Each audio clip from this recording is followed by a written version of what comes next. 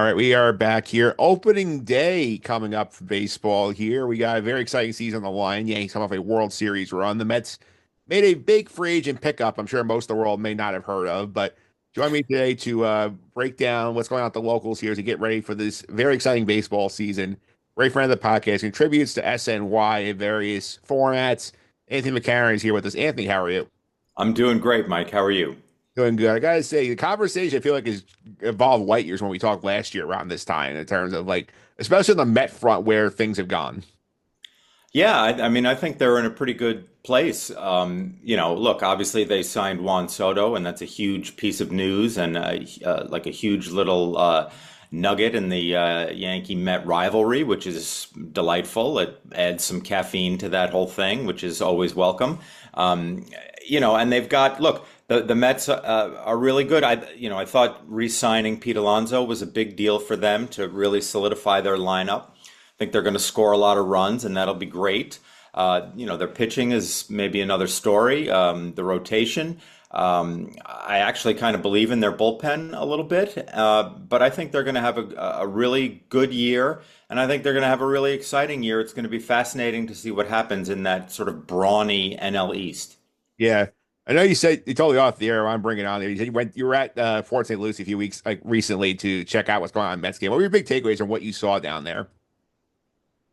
Well, first of all, we've heard a lot this guy's name a lot this spring in Brett Beatty. I think he's been really impressive, and I know that there are Met fans who are sort of at their end of their rope with him. He's 25.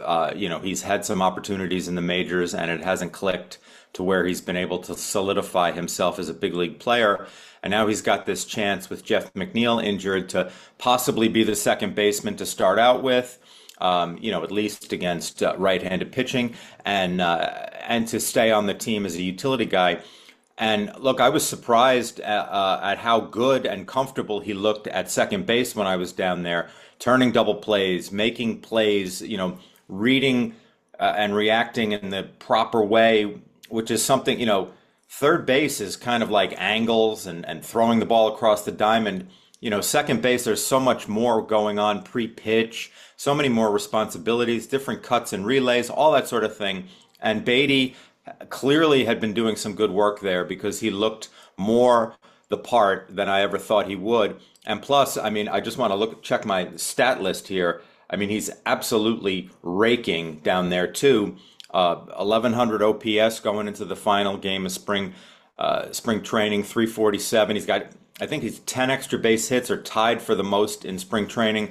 He's really done the job with the bat. Of course, it's spring training, so ultimately it's not that meaningful unless he can replicate it on the big league roster. So he really stood out to me, Mike. I saw Clay Holmes pitch. He's been really good, obviously, earned the opening day start.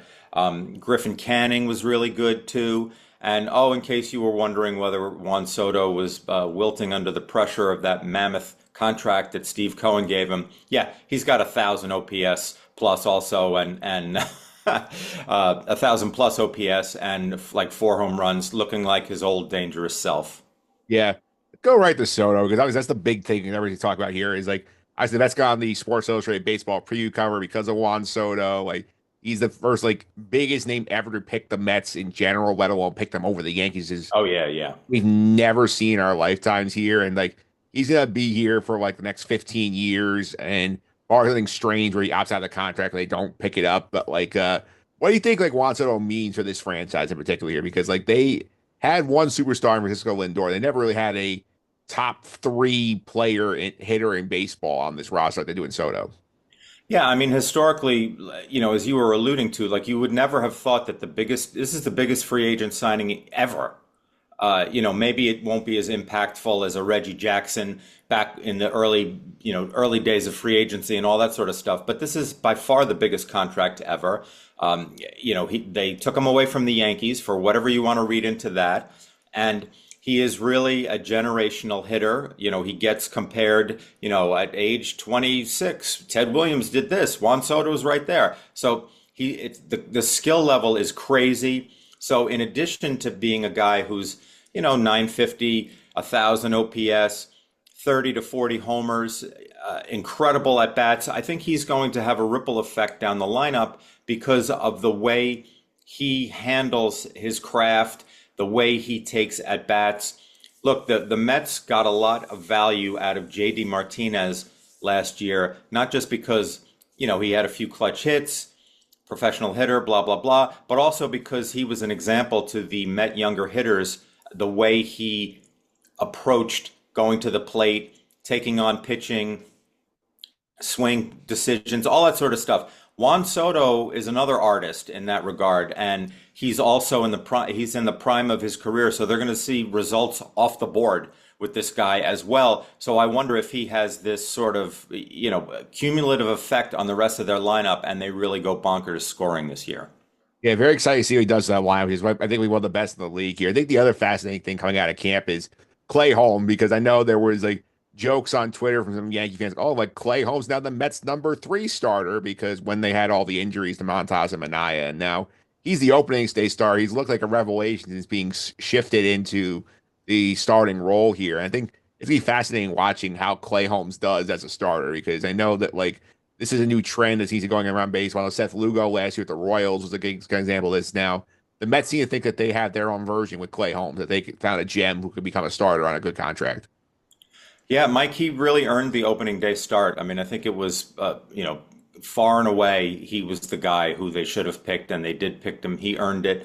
Look, I mean, he held batters to a 109 average in spring training. And look, I mean, I'm not getting crazy with these spring training stats. They're interesting to kick around, and I know that he got some double A guys out there, and that'll factor into it, but he put up the numbers, maybe walked a little too many guys, but that seems to be a Met thing as a staff anyway. But look, if he can get ground balls, I think he's going to be pretty good.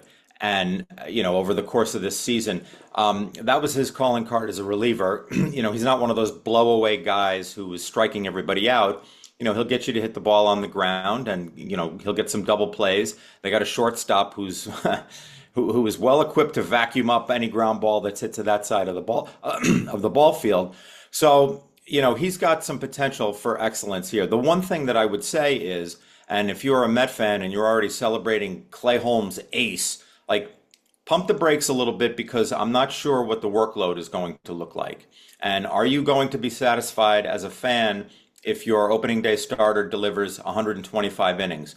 Because I think, and maybe that figure makes you cringe a little bit, I think that would be a really good year for Clay Holmes, who threw, 70 plus last year. If you factor in the postseason, if he throws 125 really good innings in the regular season, that, by the way, is 25 starts of 5 innings. And, who's going 7 plus 8, nowadays in today's game?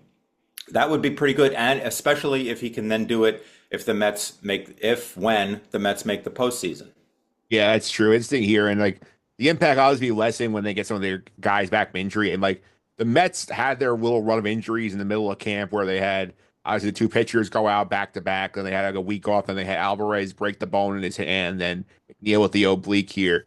Which of these things is the most concerning? I think I know Stern said yesterday in an interview that they're fortunate that a lot of things happen early in camp, so they will use camp time to help speed the recovery up here. But like, how do you feel about them on the injury front? I don't think they're as bad off as like it feels like right now. Yeah, I mean, I wish I felt better about the Alvarez injury. I thought that he was poised for a big year. Hamate bone can sometimes be tricky for guys to recover from. But look, he's young, which is helpful. And look, going back to when he was a teenager, people in the Mets minor leagues used to talk about his work ethic. So he'll do whatever it takes to get back. I think that's something that is ingrained in him.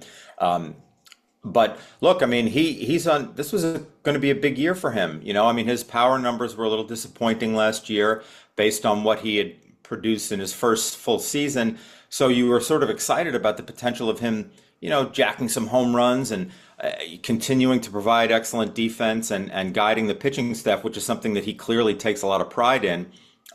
So that one stings a little bit. Not that the Luis Torrens is a bad choice as a backup and as a starter when Alvarez is out, but it's still, Alvarez could be one of the bright young stars of the game, and so that one hurts a little bit. Montas, I'm not surprised at, but based on his track record, that he got hurt because he's been hurt recently, and a great predictor of injury is past injury, as they say, and so who knows what the Mets are going to get out of him? Sean Manaea had a big workload last year. It's too bad that he probably would have been the Mets opening day starter, assuming he came out of camp healthy. That's not the case. Hopefully, he can be quickly healed and back in that rotation because they could use him. Yeah. The rotation, I know, is definitely like the question mark of all question marks on this team because of the injuries and the fact that, like they're being cautious of Kodai Senga. They held him back for the second week of the season. I think you told any Met fan going into camp that both Tyler McGill and Griffin King were starting the opening series. They might have had a stroke. And now you're sitting here like David Peter's probably their second most reliable starter outside of Senga in terms of like known factor ability in terms of like that sort of situation here. Like I do think like Stearns did a good job with depth that they can withstand like what they have for now. But like I think if you're a Met fan, you are concerned about like what at some point we need these guys back in pitching. Or we need to go add because I don't know if I buy like a full season breakouts of Griffin Canning or Tyler McGill, for example. Yeah, I mean, and those are fair questions going into the season for sure. Look, David Stearns is really good at depth, and he's proven that in his brief time leading the Mets baseball operations. The one quibble I would have with maybe this is bigger than a quibble, but the one thing that sticks out to me about their winter is you spent all that money on Juan Soto. Why not try to maximize your chances to win? You have a really good team, that you added Juan Soto to. Why not bulletproof the rotation maybe as much as you possibly can? And also, we know the owner has a lot of money. Add one of the big free agent pitchers too. I know long-term pitching contracts aren't cool, and they sometimes hurt on the back end. But when you have a team that you think is maybe poised to win, like what does it hurt if you take a big swing with Corbin Burns, for instance? I don't know if he would have come to New York. Him, or one of the other guys. Why weren't they in the big on Max Fried? Why not take the chance, grab as many aces as you can, and go for it right now with Juan Soto? Because as soon as the Mets have two World Series titles in their entire history, if they cash in, the first year of Juan Soto, I mean, the contract is totally worth it, at least in my mind. It's hard to win. You have to take a chance when you've got a chance. And I feel like they didn't do that pitching wise, although they did back it up with depth. And I know they've got some guys in the minor leagues. Brandon Sproat comes to mind, who they're really high on. I would not be surprised if a guy like Sproat had a major impact at the major league level this season if his development continues in the early part of the minor league season. Yeah, it's true here. And in terms of the upside for the Mets here, obviously, know they have pitching questions. They have some injuries in the lineup here. They're in a brutal division because both the Braves and the Phillies are actively going for it right now. The NL is the tougher league. But to me, this does feel like if everything clicks, they can win the division. I think at minimum, this should be a wild card team. And I assume that they will add at the deadline if they're in the hunt. That's a key point to me, Mike, is adding at the deadline. David Stearns will do that if they do have a chance. And maybe that's the explanation as to why they didn't splurge on a pitcher in free agency, because they knew that they could sort of lie in wait and see what was going on mid-season and then strike at the deadline. When somebody big may be available on a team that is staggering. But look, I do feel like they are a playoff team at the very least. That's the low end of what should be their expectations in my mind. Could they be a World Series team? It's hard to go through Los Angeles right now, and we see the evidence of that pretty much, whether it's during free agency, whether it's during the opening series in Japan, whether it's during whatever. The Dodgers are a monster, and that's probably where the Mets season will end, the NLCS against the Dodgers. That's how I look at it right now. But look, if everything goes right, 7-game series, the Mets may have a chance to beat the Dodgers. But I look, if you're a Met fan, I think you should dream big this year because there's a lot of really great pieces in place, and there will be a willingness to add to the whole product come the deadline, which could be a huge factor. Yeah, it's true. Let's go across town here. The Yankees is odd because they're coming off a World Series appearance, and it feels like I don't know from afar. I don't know how closely you've been involved, like, and keeping an eye on what going on Yankee camp, but like the vibes over there feel very weird to me in terms of like I know obviously you had the big injuries at Cole and Stanton, but to me it sort of gives you the situation where it's the Stroman drama, whether it's some of the statements coming out of people. It feels like this is one of those years where like it just doesn't feel right over there, and it feels like the vibes are very down compared to like where they've been in the Yankee camp. Well, to me, the whole thing, the vibe killer is the Cole injury. Because if you believe the Yankees at their word, they lost Juan Soto and then they pivoted to run prevention. Now, you know, the idea of like, oh, thank goodness they signed Max Fried because Garrett Cole is out. Well, that's not why. To me, that's not the big benefit of signing Max Fried to replace a guy you already had. The big benefit of signing Max Fried was to add him in a rotation with Garrett Cole. So now their run prevention takes a huge hit in my mind because Cole will be out for the entire season. And so I think that sends their vibe sideways immediately. The Stanton injury and the whole thing about the tennis elbow in both elbows. And, so you don't know what's going on there. Losing Soto, they really needed, 30 to 35 homers from Stanton this season. And who knows if they get it. I like some of their ads. I think Cody Bellinger will be a pretty good player as a Yankee. Certainly will enhance them defensively. I like the lefty swing in Yankee Stadium. That could be good. Paul Goldschmidt, whatever you think of Paul Goldschmidt signed. Look, they know they didn't sign, the peak Paul Goldschmidt from his Diamondback years, early Cardinal years. They signed the guy who they're hoping to hit 20 to 25 homers. And if he does that, that's a bonanza compared to what they've gotten at first base in recent years. So, I think that they've got some problems. I think they're still a good team. I think they're in a sort of low-key, tough division as well because, the Rays you can never put your finger on the Rays and what they're going to be. You know that they're going to be somehow problematic for the other teams in the AL East. The Red Sox are greatly improved. Who knows with the Blue Jays if all of their players will finally click together. We've been waiting years for that to happen, and it hasn't totally happened yet. Maybe this is the year. And Baltimore, they're kind of a disappointment with all that young talent, but who knows if they gel too. So, the Yankees might have a tussle here going forward, and that to me lends up to this vibe. They're not like this conquering, defending American League champion. You're like, whoa, Yankees, there's some issues there. Yeah, there are some issues there. I know you talk about the offseason moves. Obviously, Freed's a good move. You worry long term, and right now they're trying to win immediately. Bellinger will help because he'll play center field, push Judge back to right. It should be a good bat in the lineup. Gold, shouldn't you imagine here? But to me, it feels like I also Devin Williams trade is a good trade for the bullpen. But Oh like, yeah, that was big.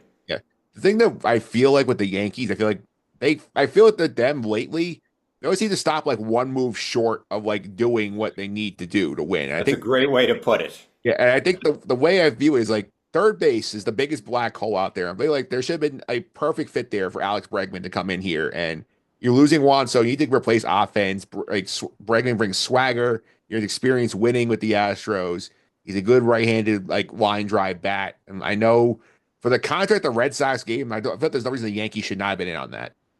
I'll give you one reason why they shouldn't be on it. You can't spend the last, 7 or 8 years complaining about how the Astros, well, maybe it's not that long since the scandal didn't come out, but you can't spend all those years complaining about the Astros and then go and the cheating scandal, banging on garbage cans. We got cheated, and then go and give $100+ million to one of the faces of that scandal. I thought that the Yankees should have stayed away from Bregman, even though he is a very good player and he will help the Red Sox a great deal. I get it, but that would just be, to me, such a bad look for the Yankees to indulge in.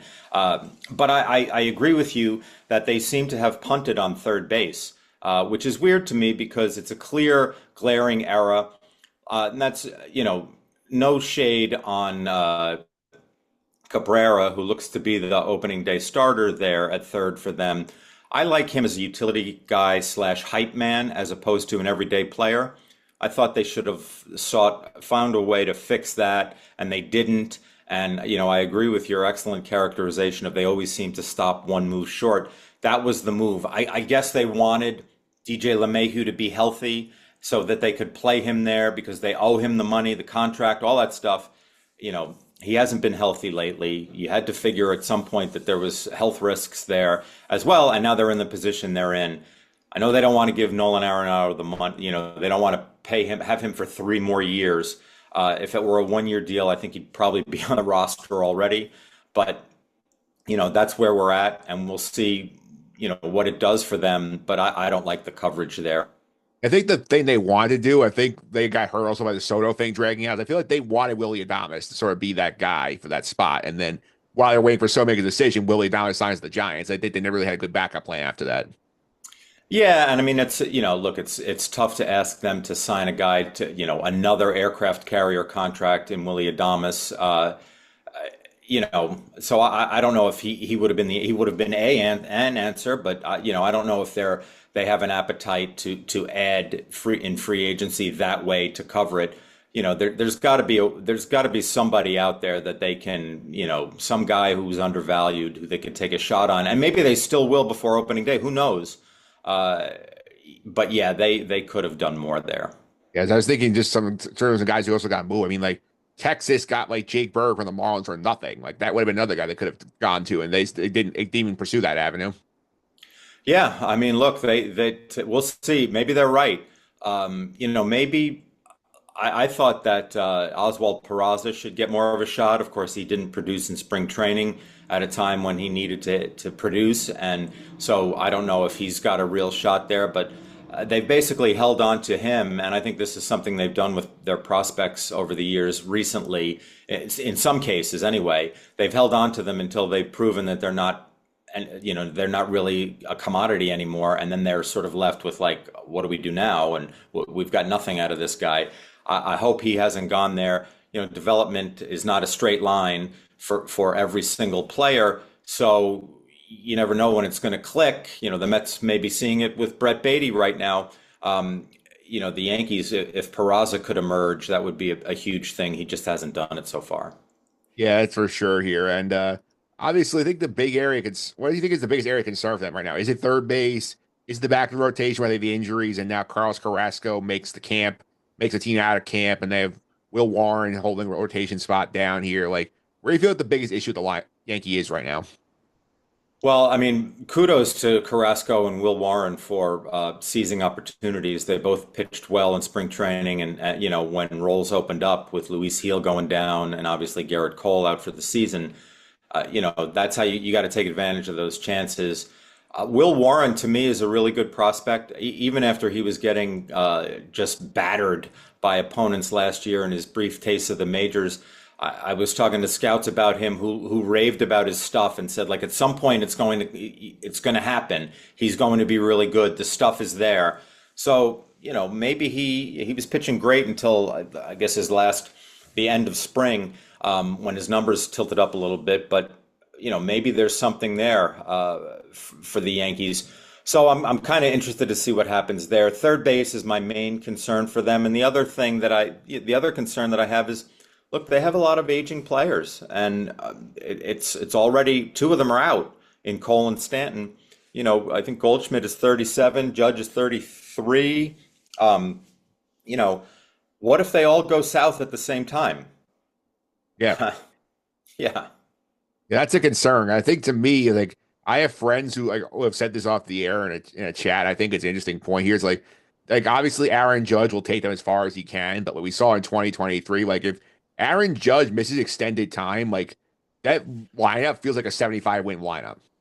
Yeah, I think they're 82 and 80 again, like they were that year if Judge gets hurt. Now, if Judge is healthy all season, then he hits 55 home runs. Their offense is in great shape. He's an MVP candidate, if not the MVP. And, all things are good, for that part of the Yankee lineup. He obviously is going to need some help, and the big new guys, and maybe a little boost from Jazz Chisholm. And maybe I can't wait to see what happens with Jason Dominguez, how he does, what his sort of development path is going to be.